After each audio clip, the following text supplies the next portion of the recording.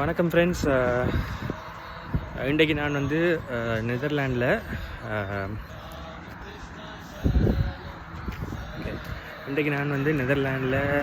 இருக்கிற ராமகிருஷ்ண மிஷனுக்கு வந்திருக்கேன்.